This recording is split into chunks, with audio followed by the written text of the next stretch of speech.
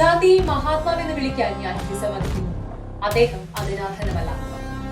Indian ഭരണഘടനാ ശില്പിയും India കണ്ട ധീര നേതാക്കളിൽ ഒരാളുമായ ഡോക്ടർ ഭീംറാവു റാംജി അംബേദ്കറുടെ വാക്കുകൾ. എന്തുകൊണ്ടായിരിക്കും അദ്ദേഹം അങ്ങനെ പറഞ്ഞത്?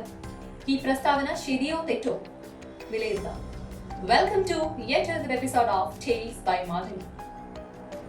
മഹാത്മാവെന്ന് ടാഗോർ അഭിസംബോധനം ചെയ്തതുകൊണ്ടോ രാഷ്ട്രപിതാവെന്ന് സുഭാഷ് ചന്ദ്രബോസ് വിശേഷിപ്പിച്ചതുകൊണ്ടോ അദ്ദേഹം അതിന് അർഹനാകുന്നു? Let's reveal the dark side of Gandhi.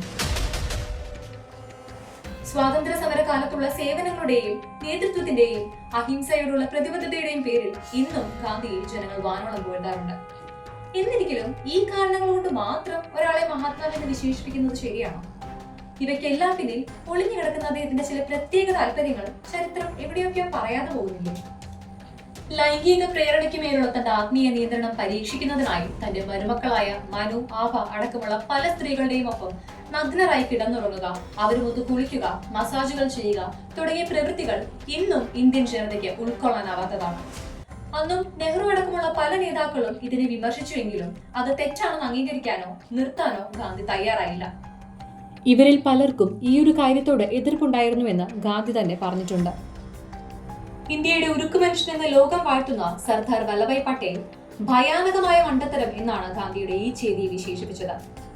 Jade ആദംസിന്റെ Gandhi naked ambition എന്ന പുസ്തകത്തിൽ പൊതുപ്രതിച്ഛായയ്ക്ക് പിന്നിൽ ഒളിഞ്ഞുകിടന്ന അദ്ദേഹത്തിന്റെ വൈരുദ്ധ്യവും വിവാദപരവുമായ ചില വശങ്ങളെ ചൂണ്ടിക്കാണിക്കുന്നുണ്ട്. ഇതേ തുടർന്ന് തന്റെ ആശ്രമത്തിലുള്ള ആൺകുട്ടികളും പെൺകുട്ടികളും ഒരുമിച്ച് കുളിക്കണമെന്നും എന്നാൽ അവർക്കിടയിൽ ലൈംഗികതയോ ലൈംഗിക സംഭാഷണമോ ഉണ്ടാകാൻ പാടില്ല എന്നും അദ്ദേഹം പറഞ്ഞു. മാത്രമല്ല, ആശ്രമത്തിൽ താമസിക്കുന്ന വിവാഹിതരായ ദമ്പതികൾ പോലും ഒരുമിച്ച് കിടക്കാൻ പാടില്ല എന്നും അദ്ദേഹം നിർദ്ദേശിച്ചു. ഇത്തരത്തിൽ ലൈംഗികതയെ പറ്റി ഭിന്നമായ കാഴ്ചപ്പാടുകൾ വെച്ചു പുലർത്തിയിരുന്ന ഒരു വ്യക്തിയായിരുന്നു മോഹൻദാസ് കരംചന്ദ് ഗാന്ധി. ഇതിനെല്ലാത്തിനുമുപരി അദ്ദേഹം ഒരു വംശീയവാദി കൂടിയായിരുന്നുവെന്ന് ചരിത്രം ചൂണ്ടിക്കാണിക്കുന്നുണ്ട്. The South African Gandhi stretcher to bearer of empire എന്ന അശ്വിൻ ദേശായി ആൻഡ് ഗുലാം ബാഹർ എഴുതിയ പുസ്തകത്തിൽ സൗത്ത് ആഫ്രിക്കക്കാരോടുള്ള പ്രകടമായ അവഗണനയും ചില വിവാദപരമായ പ്രവൃത്തികളും പറയുന്നുണ്ട്. ഗാന്ധിയുടെ പോരാട്ടങ്ങൾ ഒരു പ്രത്യേക ഇന്ത്യൻ ഐഡന്റിറ്റി അടിസ്ഥാനമാക്കി മാത്രമായിരുന്നുവെന്നും ഇന്ത്യക്കാരെ ആഫ്രിക്കക്കാരിൽ നിന്നും അകറ്റി നിർത്തുന്ന ഒരു മനോഭാവത്തിനുടമയായിരുന്നു ഗാന്ധി എന്നും ആ പുസ്തകത്തിൽ പരാമർശിക്കുന്നു. 1903 സൗത്ത് ആഫ്രിക്കയിലായിരിക്കെ വെള്ളക്കാർ ആധിപത്യം പുലർത്തുന്ന വംശമെന്നും കറുത്ത വർഗ്ഗക്കാർ പ്രശ്നക്കാരും വൃത്തികെട്ടവരും മൃഗങ്ങളെ പോലെ ജീവിക്കുന്നവരുമാണെന്ന് അദ്ദേഹം അഭിപ്രായപ്പെട്ടു. സൗത്ത് ആഫ്രിക്കയിലെ ജയിലിൽ അവിടുത്തെ ജനങ്ങൾക്കൊപ്പം ഇന്ത്യക്കാരെ ഇടുന്നതിനോട് പോലും അദ്ദേഹം എതിർപ്പ് പ്രകടിപ്പിച്ചിരുന്നു. 2018 ഡിസംബറിൽ ഘാന യൂണിവേഴ്സിറ്റിയിൽ നിന്നും അദ്ദേഹത്തിന്റെ പ്രതിമ നീക്കം ചെയ്തു. വംശീയത നിറഞ്ഞ ഒരു മനസ്സിനുടമയാണ് ഗാന്ധി എന്ന് ഇതിൽ നിന്നും വ്യക്തമാണ്.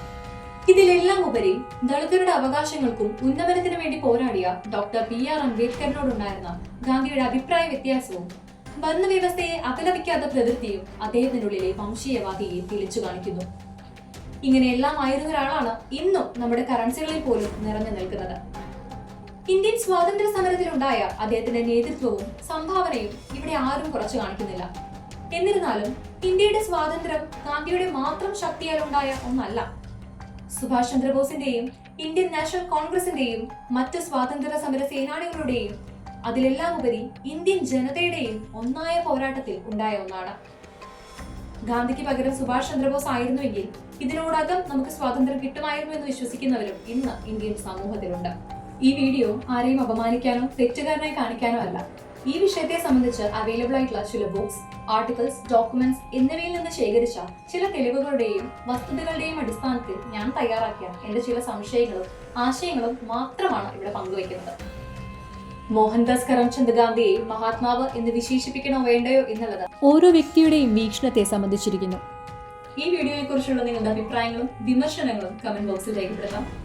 പറഞ്ഞിട്ടുള്ള കാര്യങ്ങളിൽ എന്തെങ്കിലും തെറ്റാണ് എന്ന് ബോധ്യപ്പെടുകയാണെങ്കിൽ ഞാനത് തിരുത്താൻ തയ്യാറാണ്.